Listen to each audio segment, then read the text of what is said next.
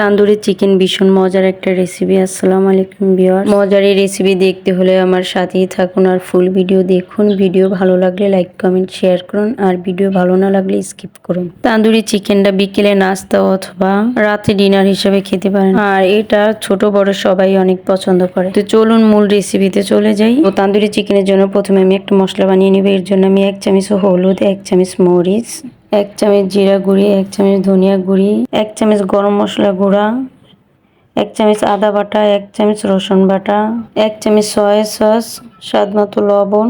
সবগুলো মশলাকে আমি ভালোভাবে মিক্স করে নিব। এই যে দেখেন ভালো করে মিক্স করে নিচ্ছি। তো এখানে আমি মরিচের পরিমাণটা কমিয়ে দিছি, আপনারা চাইলে আর একটু বাড়িয়ে দিতে পারেন। তো মশলাটা আমার ভালো করে মিক্স করে নিতে হবে। এরপরে আমি লেবু দিয়ে দিব। আপনারা লেবুর পরিবর্তে টক দইটা ইউজ করতে পারেন। এখানে আমি 1.5 চামচের মতো লেবুর রস ইউজ করছি। এবার মিক্স করে আমি মাংসটা দিয়ে মশলার সাথে মিক্স করে নিব। এখানে আমি বুকের মাংসটা নিচ্ছি। তো এখানে 1 কেজির মতো আছে ব্রয়লার মুরগি। আপনারা চাইলে সোনালী মুরগি দিয়েও করতে পারেন। এবার মশলাটাকে আমি মাংসের সাথে খুব ভালোভাবে ম্যারিনেট করে নিব। এই যে দেখেন আমি যেভাবে মাংসটাকে পিস করে নিচ্ছি সেম ভাবে আপনারা করে নেবেন। মশলার সাথে মাংসটাকে ম্যারিনেট করে আমি 1 ঘন্টার জন্য রুম টেম্পারেচারে রেস্টে রেখে দিচ্ছি। মশলা মাখিয়ে মাংসটা রেস্টে রেখে দিলে তাহলে আপনার বেশি টেস্ট। আর ঘরে তৈরি খাবারগুলো স্বাস্থ্যের জন্য খুবই হেল্পফুল। তো ম্যারিনেট করা হয়ে গেছে। এবার আমি রেস্টে রেখে দেবো। আর এদিকে আমি একটা ফ্রাই প্যান বসিয়ে দিচ্ছি।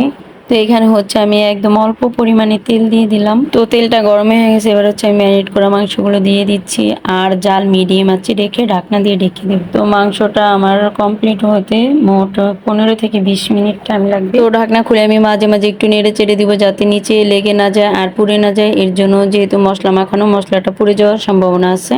তো রেসিপিটা ভীষণ মজার একটা রেসিপি, আপনারা অবশ্যই বাসায় ট্রাই করবেন আর বাচ্চাদেরকে বানিয়ে দিবেন। ছুটির দিনে বাচ্চাদেরকে বাইরের খাবার না দিয়ে এভাবে ঘরে বানিয়ে খাবার দিলে বাচ্চারা অনেক খুশি হয় আর বাচ্চাদের স্বাস্থ্যের জন্য খুবই ভালো। তো আমার এক সাইড হয়ে গেছে। এবার আমি আরেক সাইড এভাবে একটু লাল লাল করে ভেজে নিব।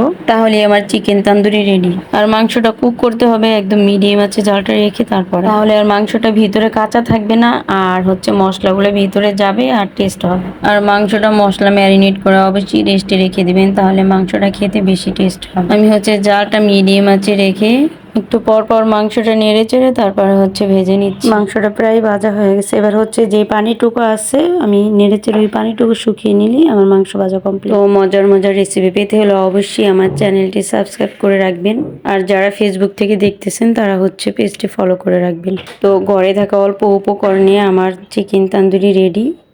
ভিডিও ভালো লাগলে অবশ্যই লাইক কমেন্ট শেয়ার করুন। ভিডিও দেখার জন্য সবাইকে ধন্যবাদ।